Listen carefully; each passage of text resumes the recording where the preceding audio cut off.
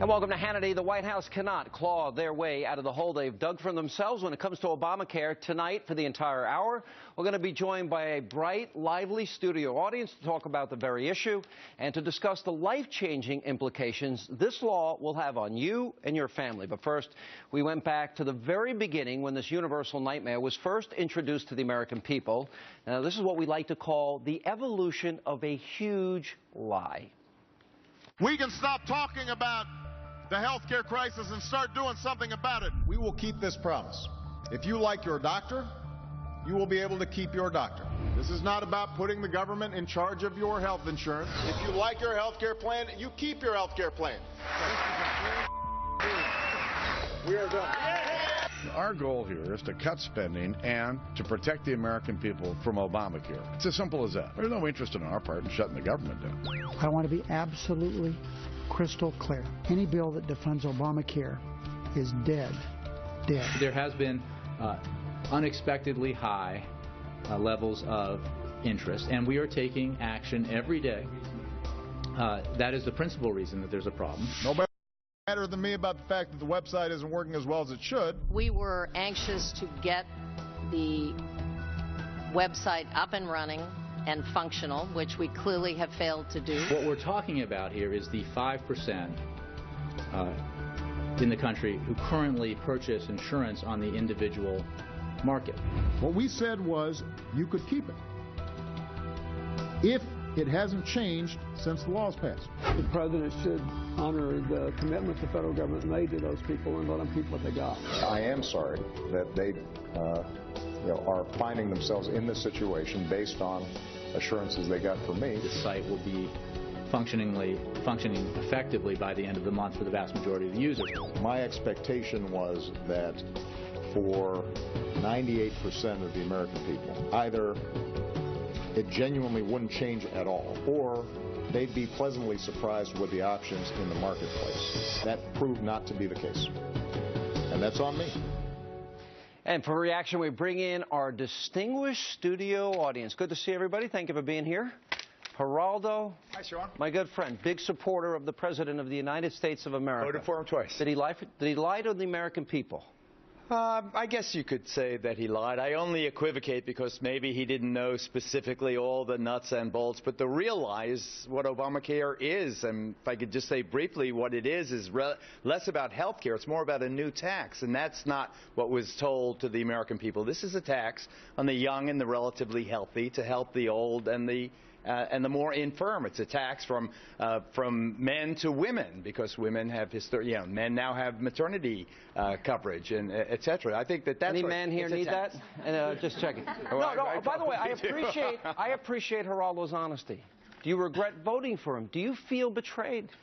No, because I don't oppose the tax. I think that we do owe the poor in America, and I know people hate that verb that we owe, but I believe that America is a blend of capitalism and free enterprise and a bit of socialism where we take care of people who can't take care of themselves, can't afford health care, and we have to take care of the elderly. We have to take care of... We do that already. The average American is given such a large percentage of their income. Let me throw out a couple of numbers to you. Gallup, 47% of Americans now say they cannot trust their president. Billy Cunningham, a majority of independents think that the President of the United States deliberately lied to them. He should have said yesterday, I am not a crook.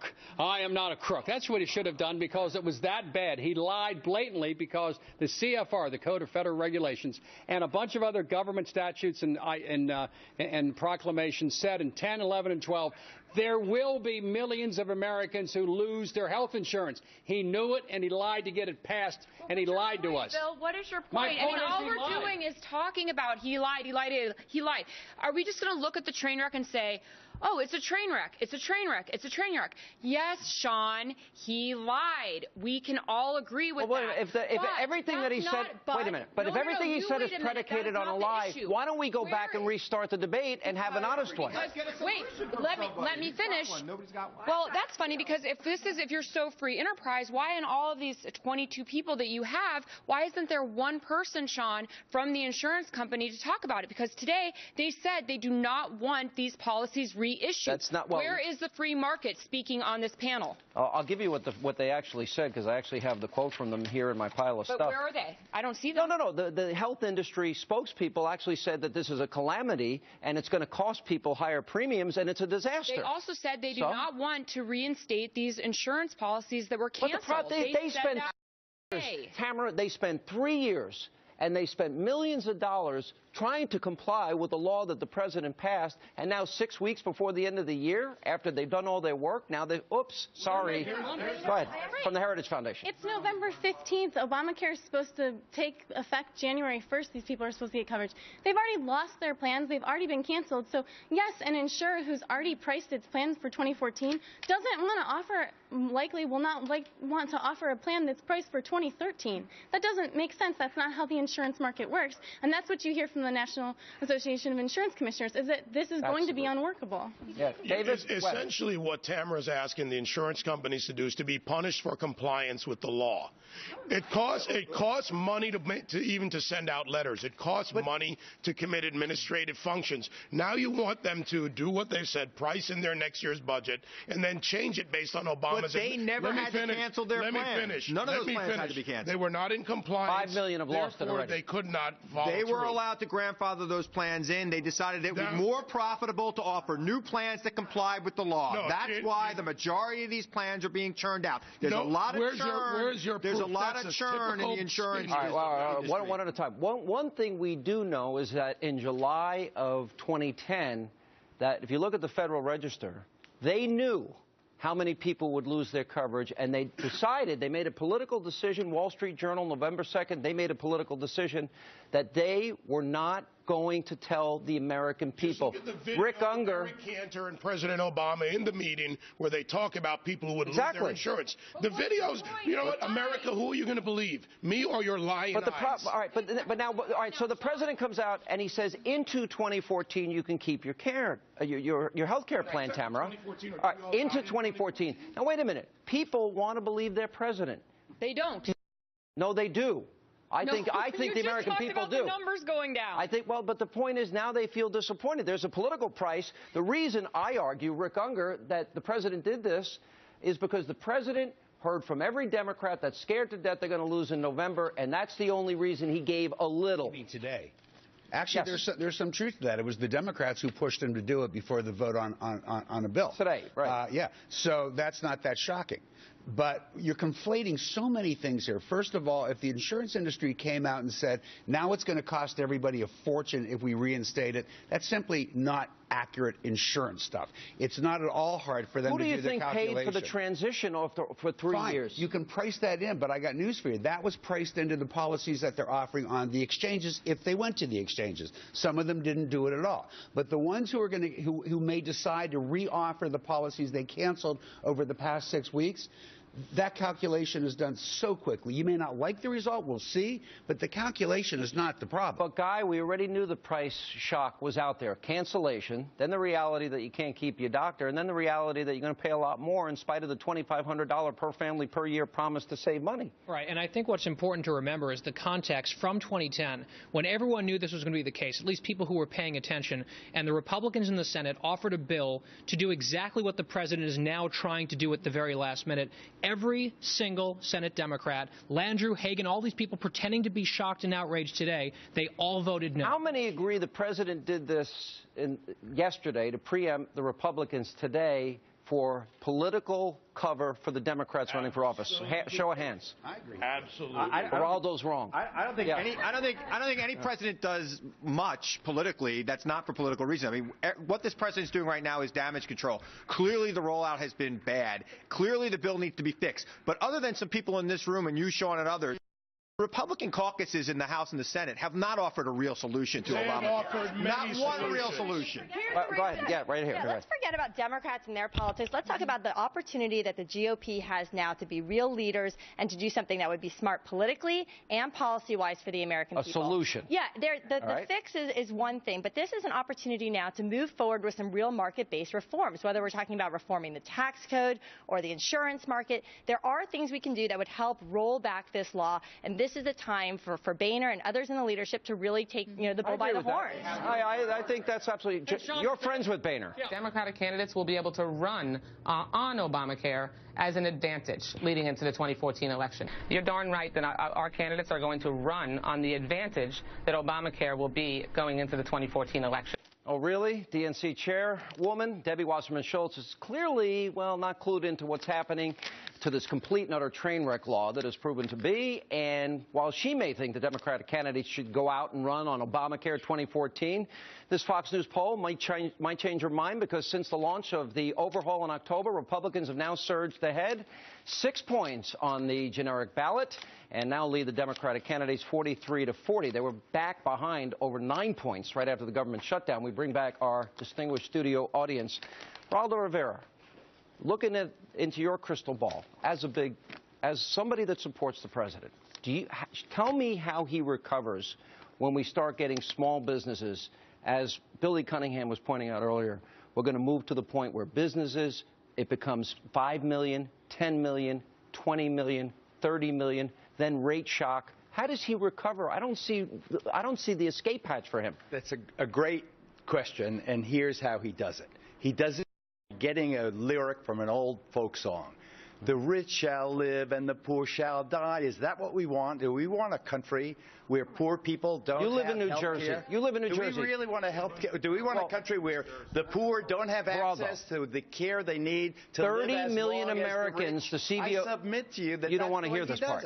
You asked me. That's how he recovers. 30 million. By reminding people what progressive hearts. So you think he ought to go hard left? The CBO says. No, I think he should go open-hearted and remind people what this is really about. How much do you pay out of every dollar you make in New Jersey? I pay too much. You know why? Because instead of a single payer, which he should have tried for, he should have extended Medicare for everybody. Instead of that, he turned it over to the insurance company. Billy Cunningham. My friend, Debbie Wasserman Schultz sounds like the RNC chairman in 2006 who told Republicans, run on the Iraqi war.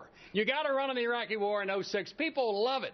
This woman's a fool. She's a babbling idiot. Anybody's going to run as a Democrat a year from now on this is like Republicans running in 06. We want more Iraqi war. It'll never happen. Tamara. It'll never happen. They're going to find a way. I just, you keep belaboring a point that this is a train wreck, that there has been a train wreck rollout. That I asked how he recovers when it's going to get worse and worse. Let me ask you a question, Sean. All right, you be the host. My question is, do you want me to? Go ahead. She's got a much better dress. You said this many times. My question for you is, do you think it's legal for insurance companies to drop people who have a problem? Who have any kind... My question was for Sean. That's a separate fix. What you can have is we can deal with the fact people with pre-existing conditions. We can deal with the fact these small fixes. You don't have to overhaul the entire system, which was the greatest in the world. If you listen... Let him talk. Yeah, exactly. Should insurance companies be able to drop people listen to me, what I just said. Have a junk policy? No. I'm saying you can fix those things without destroying the best healthcare system in the world. And Sean Hannity said it. I have a solution too. My solution is simple. I believe in healthcare savings accounts. Everyone manages their own. Go ahead, yeah. Status accounts. And you know what I think we've learned from all of this is the only way to have a true market in healthcare, to have real choice, real competition, and to decrease costs is to make sure that people have ownership and control over their healthcare dollars. End of story. That is where healthcare medical savings. You work for the Fox Business Channel. You study different models and markets. Individual savings accounts creates competition, portability, you keep it state to state, job to job, and catastrophic insurance, which is cheaper on top of it. Good idea? But I think at this time, when you look at the way health savings accounts are actually characterized, they're for people who already have existing plans, right? So even if you do dish it out in a way that is for everyone, it's very difficult to actually administer that plan without having a strong bone structure behind I believe in a fix. Tamara does raise a valid point. I don't think people should be able to be kicked off plans just because they get sick. And that has happened. Fix it, Sean. But I'm giving you the answer. Health care savings accounts with free market competition. Go ahead. How do you do it for people who are already in their late 40s or 50s? It doesn't work there because there's not enough time to build up the account. Works for younger people. What you can't do is you can't force young people that can't buy a house, that are back home with mommy and daddy because they graduated college and they can't even afford to get a house, their own apartment, or a job. You can't force them to pay for older people. Yeah, government-run health care does not work. We've seen it since this has started. Only 106,000 people have signed up, but 5 million have already been kicked off. And now with him saying that he's going to do the extension until next year, sorry, Mr. President, already 5 million people have been kicked off. 5 million that won't get it back. Exactly. The Heritage Foundation did this study, and you did the cost analysis. What is the average going to pay in terms of increased premiums? In 42 states, they're going to have huge premium increases, and young adults will definitely be hit the hardest. Some of these increases are over 100%. So, and just, I want to respond to her point earlier. When in the individual market, when someone got sick and got kicked off their plan, yes, that was wrong, but that's the individual market. Just please let me explain. In the group market, that doesn't happen. If you have employer-sponsored insurance and you get cancer, you don't get kicked off. Why? Because there are rules in place that prohibit that. Take the rules that govern the group market and move them over to include the individual market. That's a common sense answer that would have solved this problem without Obamacare. That's a great idea if you are employed by a corporation, but somebody like myself who's a business owner. No, because if you haven't keep coverage. No. If you have a pre-existing condition, there are a lot of insurance companies that will not take you. Do you think that that's legal when everybody has the right to with the stipulation of if you haven't keep coverage, you can't be kicked off. If you're a free rider who doesn't pay health insurance premiums for 20 years and then you get cancer, should you be allowed to enter the market that you haven't paid into? No, that's not how insurance works. Hang on. That's not how an insurance market works. Answer her question. Well, I was going to go to your point. I think your proposal to the solution to this problem is a good idea. But the thing that I think is the underlying problem is that people don't know enough about Obamacare. Maybe people don't know about what your solution is. Everybody knows about Obamacare. But no, I have clients who say to me, oh, well, I don't have to worry about health insurance because I'll get it But you see, her group, Allison's group, actually studied the cost increases, and they are dramatic. And if you look at the different dramatic, in some states it's more than others. That fully embraced it. Excuse me, 45 out of the 50. 45 out of 50. They're doing pretty good in New York, California, and Kentucky. Comparable premium data. Apples to apples comparison showed that 42 states would have major increases. We got a break. We got a break. And coming up, where does the fight to kill Obamacare and the train wreck, where does it go from here? That much more as our very distinguished, very quiet, very shy, very demure studio audience continues. Right ahead. As we continue with our lively studio audience, okay, final thoughts. What happens from here? I don't think the president has a way out of this. Your reaction? Well, I want to go back to something that Sabrina said, kind of looking bigger picture. This is giving us a bigger lesson. Outside of politics and bipartisanship and all this stuff, leadership takes good administration and accountability and good people behind the rollout of something like this for it to work. I come from the private sector, and in any type of project like this, the CEO would have been fired or put on probation. That's a good point. Noah? The Democrats are heading into a midterm with a potentially toxic president. They cannot get there. They may need to decouple him from his signature achievement, Isn't that which amazing? is going to be very fascinating. It's going to be a fascinating year.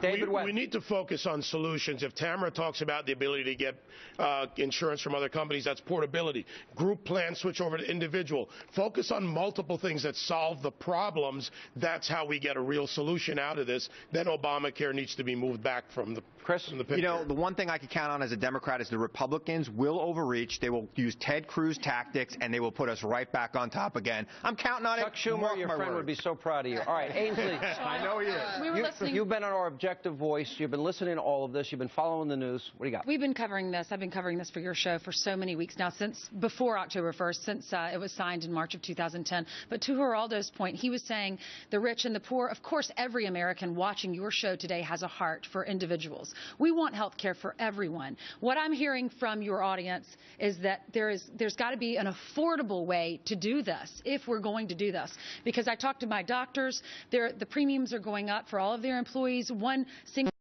my eye doctor, he's paying for the single mom $1,000 more, basically a month to cover her. The single guy in his office, more than $100 more a month. And he's saying, I cannot afford this. And the costs are going to be passed down to us when we get our dental checks or our eye checks or whatever. Well, affordability is key, but also Americans are overtaxed. They're overburdened. The problem is we can't, no more taxes. People can't afford it. They can't afford it. Michael, with the Weekly Standard. I think that going forward, talking about what Republicans are going to try to do to replace this, they'd better be careful about being Pollyanna-ish about what was happening before Obamacare. I mean, nobody really actually likes insurance companies, anybody who's actually dealt with one. So if they're going to be talking about some kind of conservative reform, they probably would do best not to talk that like the before Obamacare time was so great for American consumers, because it wasn't. Let me go behind you, Gene. And no, you know, I think the shame of this all is there are people who really want government-run health care. We can't have an honest debate about this now, and I think we're going to be waiting for the Republicans to come up with a plan January 1st. This is several years after we've been debating this, and they're not going to be able to come to a solution. So, you know, we can't have an honest debate. We have 48 million uninsured people. I'm going to tell you, you know what works in America? Freedom. You know what also works? Our Constitution. What also works is incentivizing. And if you have free market competition for health care plans, portability, take it from job to job, take it across state lines. But that hasn't worked for decades, Sean. But you can also put some of the assurances. You can put the assurances that you. No, I think we can improve it, but this wasn't the answer. But who's going to offer an improvement? The same government that bankrupted Social Security, the same government that gave you $17 trillion in debt, the same government that is bankrupting Medicare, the same government with $90 trillion in unfunded liabilities. That same government, they can't fix this mess. Why are we giving more power? Government could do it. That's well. crazy. What you're going to see, go ahead. What you're going to see is Republicans are not going to offer their own plan now. They're going to ride the very negative attention being devoted to Obamacare. I don't think that's the right answer, though. And then, they need to offer a 2 years after that, the 2016 presidential solution. On the Last word, Rick Unger. Take us out.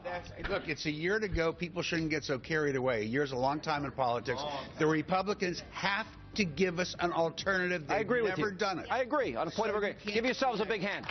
Great panel tonight. Thank you all for being with us. That's all the time we have left. Thanks for being with us. Don't forget, start each weekday morning and weekend with Fox.